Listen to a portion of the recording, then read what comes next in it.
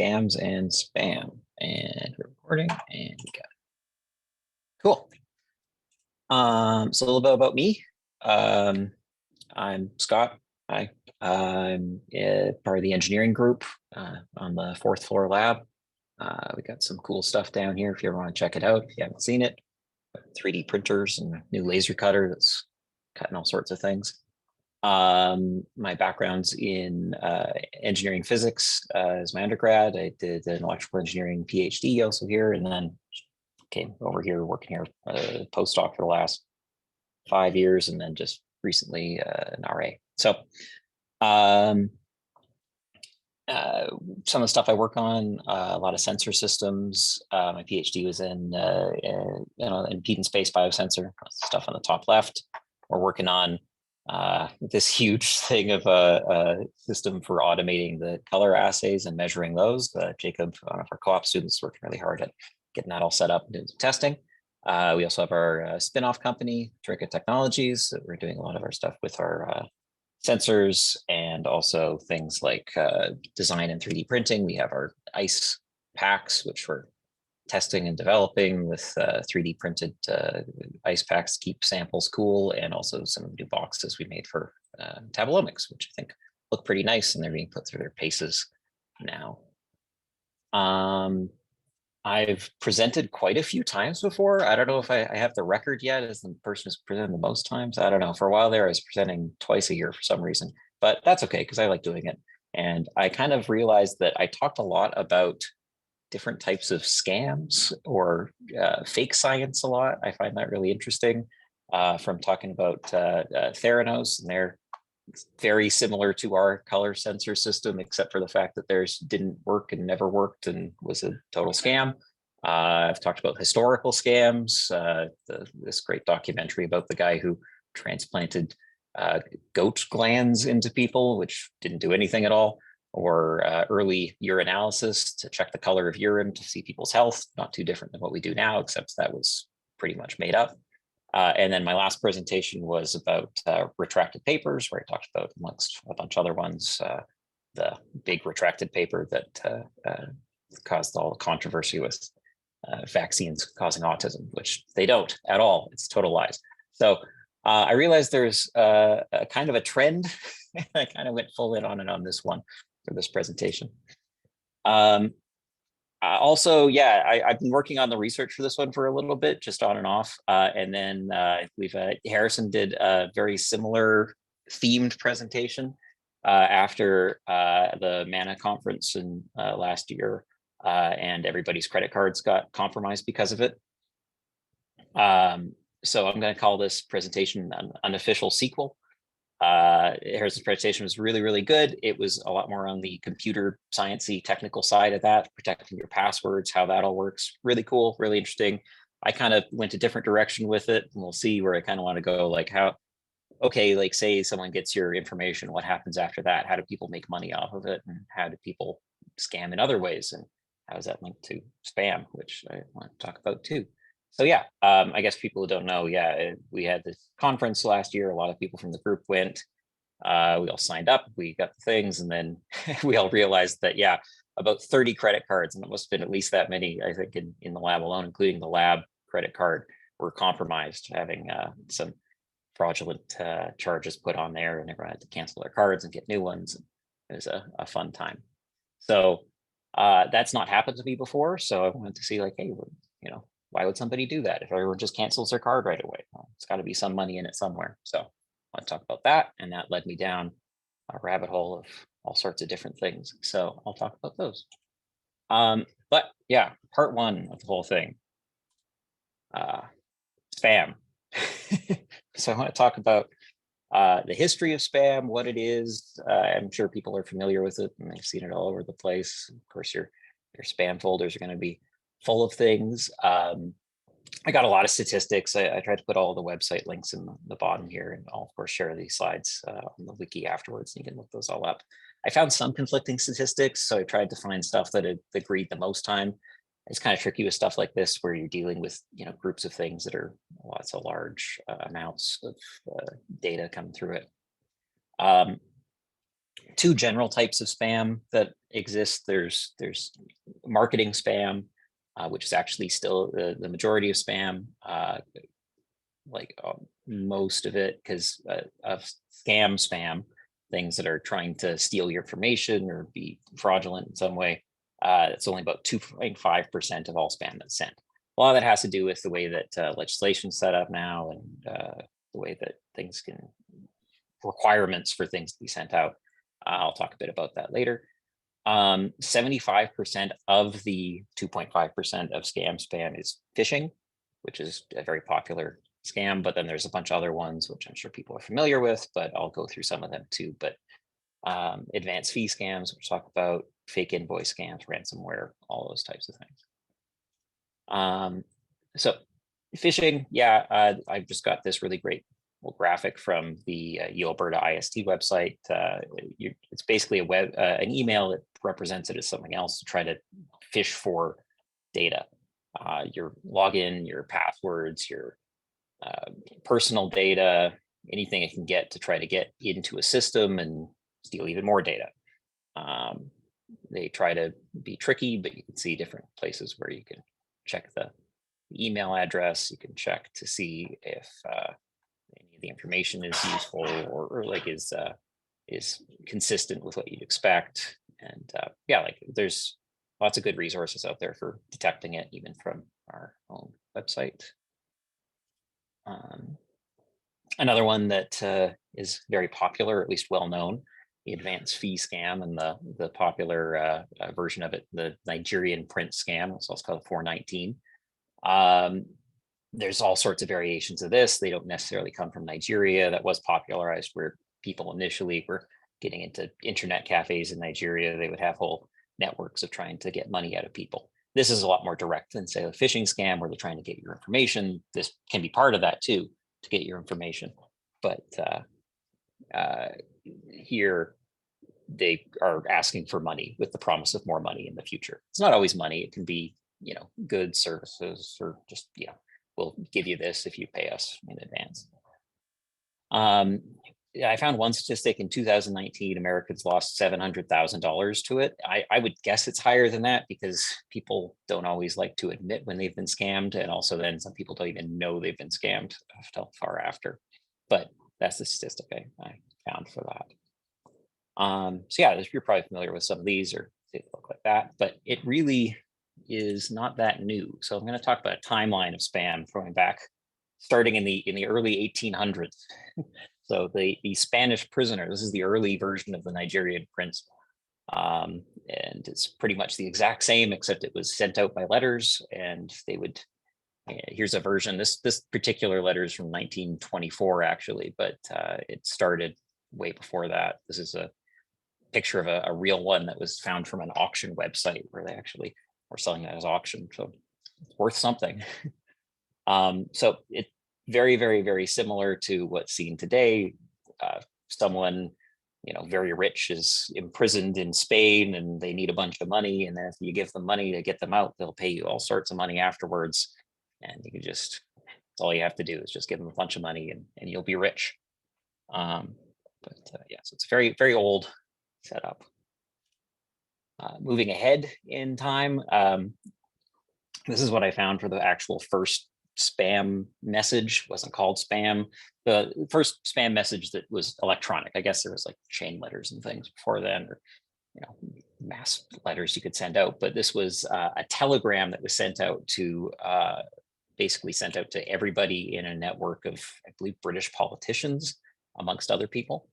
And this was in 1864, and it was a guy advertising his dentist office.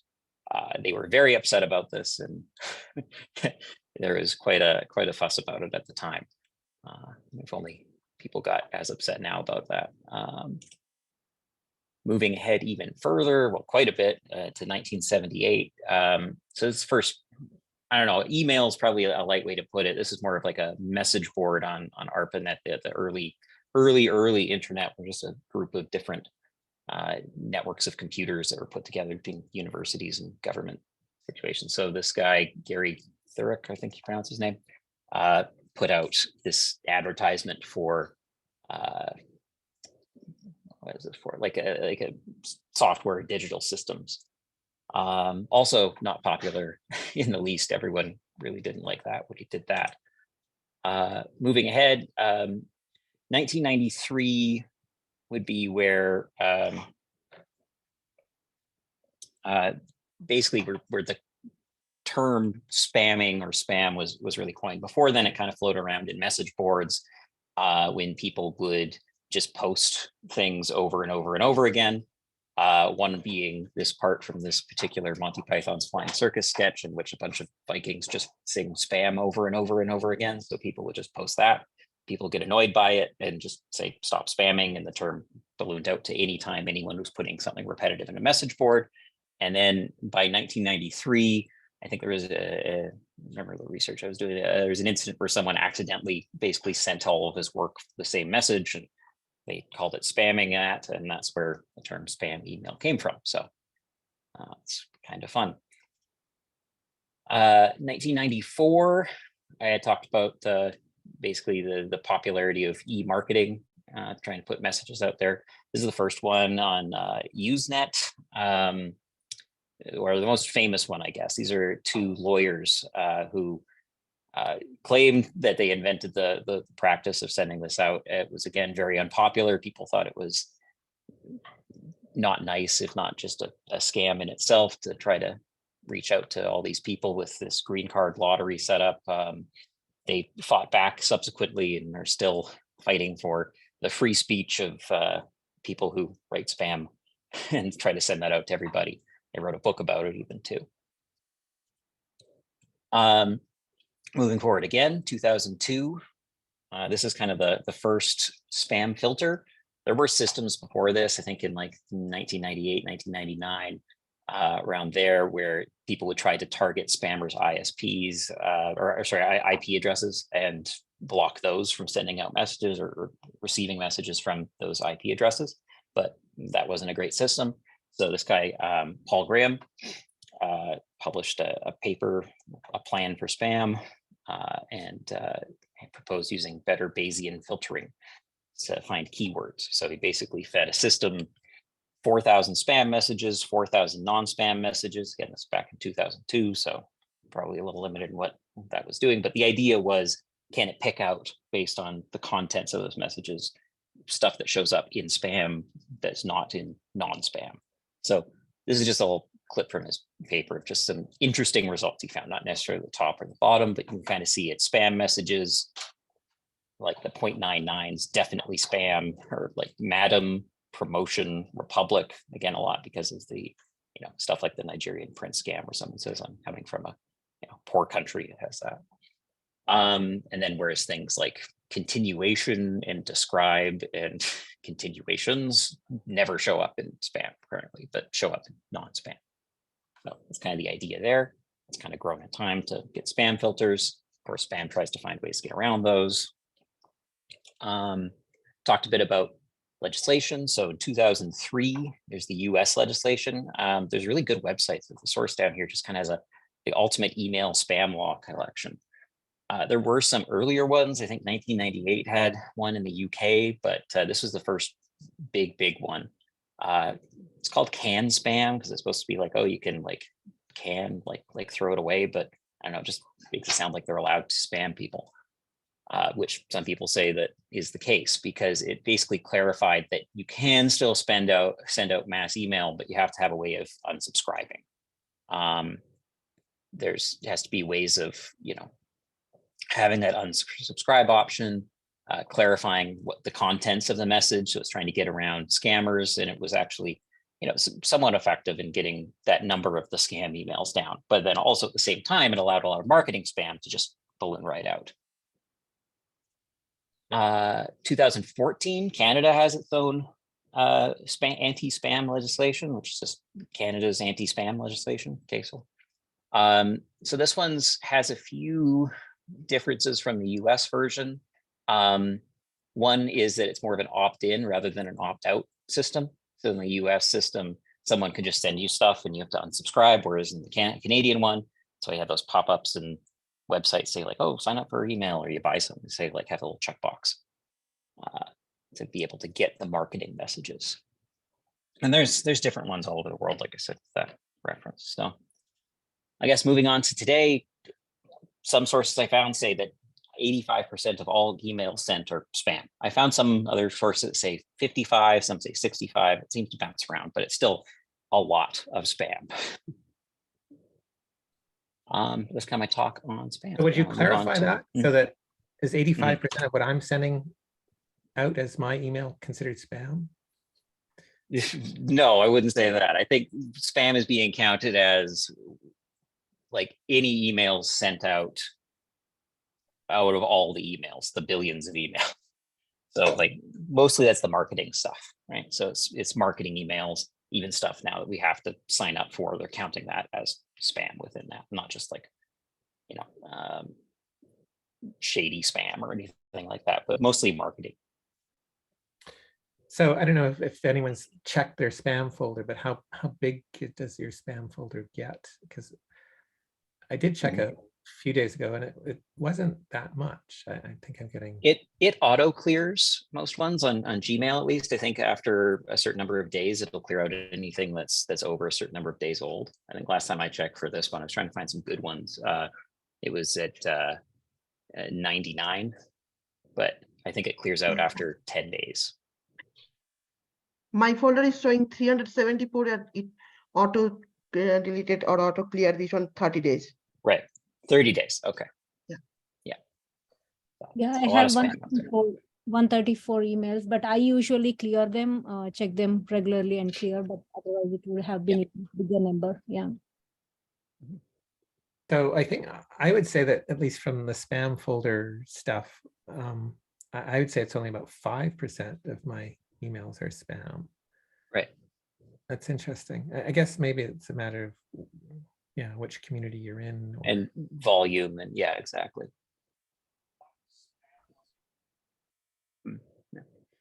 Anyways, yeah, that's the spam section. I have the next section of, I kind of, this is where the thing kind of started, but I thought this was kind of interesting, which I did some look into, okay, like, so someone through a phishing email or a data breach in a company, or because you went to a conference, gets your credit card, and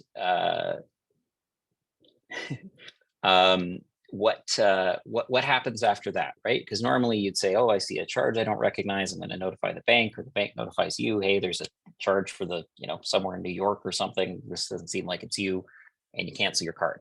Okay, well, if everyone did that, or most people do that, then how do these guys make any money, and why would you go to the effort of taking credit cards if you don't? So I wanted to look into that and learn what happened there, and I learned some cool stuff, so I'm talking about it now. So kind of case one, which I thought would be more common, but is not common at all, is someone gets access to your credit card somehow, they purchase some things, and then they can sell them for money, or they purchase gift cards, or they do something with it, right? Actually not that common. It might happen if someone like steals your wallet, or you drop your credit card and someone takes it, and then they decide to just, you know, have a nice meal on you or something, or on the bank. But generally speaking, if there's a data breach, kind of like what happened with the conference, this isn't what happens. The second case, this is more common, but probably not even the most common, that people will hack into something, they'll get a data breach, they'll try to get information, they'll get that information, kind of like, again, in the case of the conference, they get 30 credit cards or so. Then they actually can sell that off to someone else, or another group, or some other place. They don't directly use the numbers themselves. So they can sell that, and the amounts they get for that is about $5 to $150 per set of data, basically. It's per credit card, let's say, in this case. But it can be more than that. It can be like social insurance numbers, it can be, you know, passwords, any sort of thing. So it's based on the value of that, so they'll be able to sell it. So it's not really that much per. Again, so if they're making $5 per the 30 cards that they got, not a lot. So you kind of have to deal in bulk. And then once it gets to the end of the line, these guys will buy things with it, try to resell it, make money off that way. Then the third case is one where this just network expands out. You know, one group will hack into or acquire the data from credit cards. They'll pass it off to another group, and they can actually increase the value. So they could buy, these guys could buy it for $5, and then say test the validity of the credit cards. So they can say, oh, these ones are going to be fraud right away, but these ones might not. Or they might say, hey, we've collected this data, and we can, you know, put it together with this other data and make it more valuable because now it has, you know, we can get the you know, security number or some other validating information with it. So they're basically saying, okay, well, we can buy this for $5 each and pump up the price to $150 each, for example. And then that passes on to the last group, which can use the cards and have more you know, value for their dollar and buy things to then resell to make money off of it. So it's really quite a network. So a lot of this will be, you know, selling between groups. Stuff can sit for a long time, not be used for a long time. A lot of this has to do, and I'll talk a bit about this later, with cryptocurrency exchanges. So a lot of time there's a ton of like money laundering going on, where you're basically selling, you know, shady stuff to get stuff through crypto value to then buy other stuff that's not as you know, suspicious, I suppose. Yeah, so that's kind of how that goes. But then when it comes to how they make money at the end of that, so the people who steal the information, the intermediaries, make money off selling the information, but then the final buyers can buy in bulk of, usually I found a few sources of saying like it could be anything, but a lot of times it's kind of mid-range luxury items. It's not the super fancy, so the fancy, but it's stuff like, you know, Michael Kors bags, Ralph Lauren purses, watches, things like that, which they'll then resell online, sometimes, you know, through legitimate websites, sometimes through shady ones. They'll often, you know, sell them at a discount, but it's not like, you know, some back of a guy's car selling things for, you know, $10. It's like a 20% discount or something like that. And then what they can even do is steal the credit cards of the people who buy those things, sell those back out, and start the whole process again. So that's kind of how the money's made. I did mention cryptocurrency a bit. I wanted to get into this, but if I talked about cryptocurrency and fraud, we'd be here all day because that's a whole thing. But just really, really quick primer on that. So cryptocurrencies, digital currency, it's basically it's maintained in a decentralized system. It's not a government controlled thing. It's not associated with any one nation. It's floating out there in the web. I'm sure there's even people in this group who know a lot more about it than I do. I've just been reading up on some of that. So the first one is Bitcoin. That's in 2009. Since then, there's like 9,000 different forms. I'm sure there's could be more or less with the way that it's so volatile. Stuff crashes, stuff fails out, stuff gets in there. But it is very, very popular for scammers, for people doing shady things to launder money. I found Chainalysis does a lot of crypto crime reports. According to them, $8.6 billion US was laundered using cryptocurrencies in 2021. They keep track of basically crypto crime values and the distributions, lots in the scams and stolen funds. So a lot of this is internal to crypto itself. It's people stealing crypto. It's people, you know, a lot of the this is people who, you know, create cryptocurrencies and then do rug pulls or take the money and run.